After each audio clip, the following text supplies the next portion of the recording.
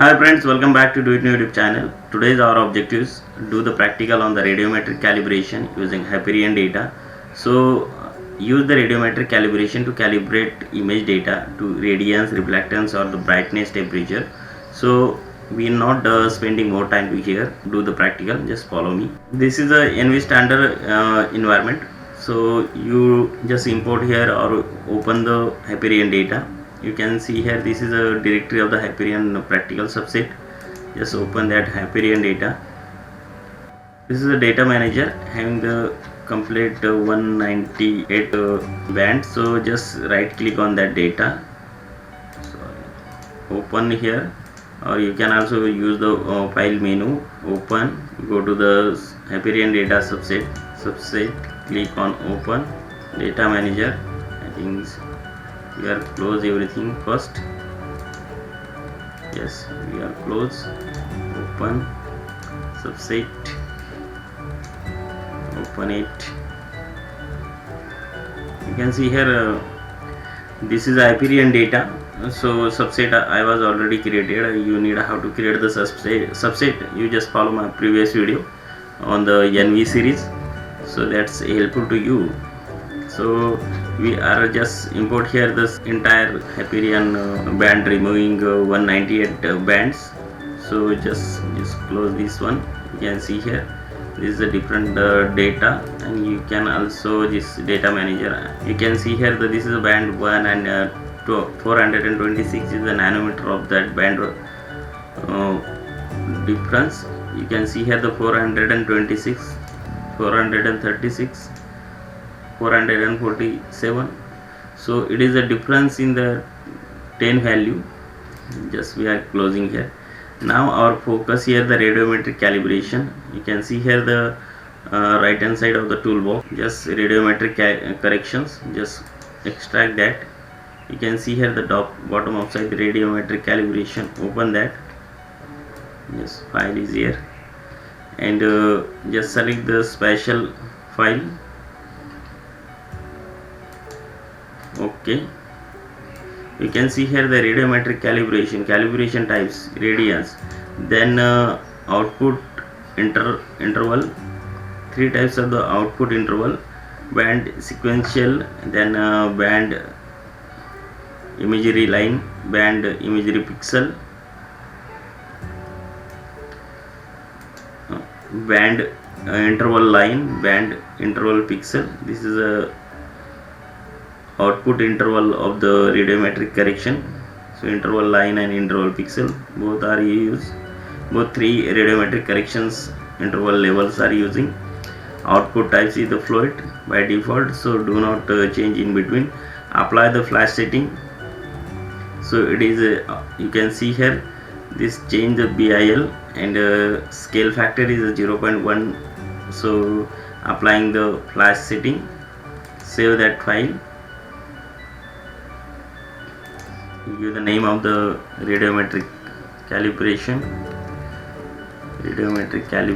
sample 2.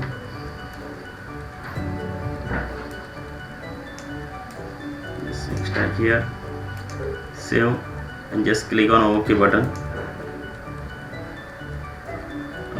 It is depend on your computer system configurations, how much times are required. Your system is a heavy configuration, within 1.5 minutes radiometric calibrations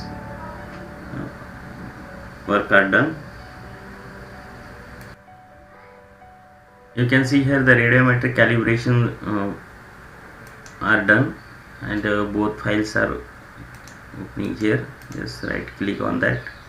So radiometric calibration, you can see here this is the first file and this one is second. Just look here, we are zooming here that file in some strip, and you can see here the subset of the previous our Hyperion data, and this is the radiometric correction to remove the 0 value as well as change some spectral band. So how do you check that radiometric corrections on that file? Just select here the spectral profile, click on that, and this is a radiometric corrected file. Just select on this first pixel value is 0,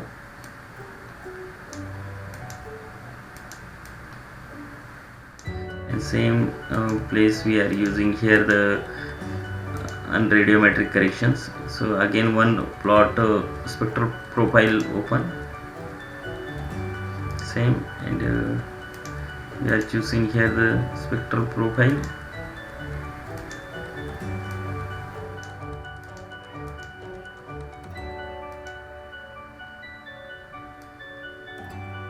You can see here both file, just uncheck this. You can see here both file.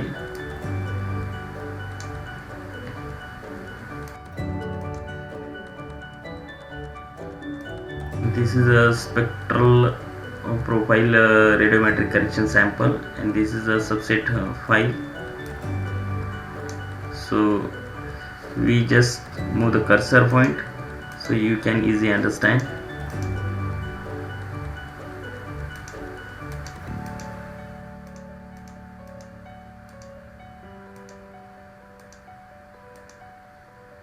Just select this one. You can see here the radiometric correction sample and subset spectra. Just select here this pointer of the cursor, and you can see the variation of the both files like so.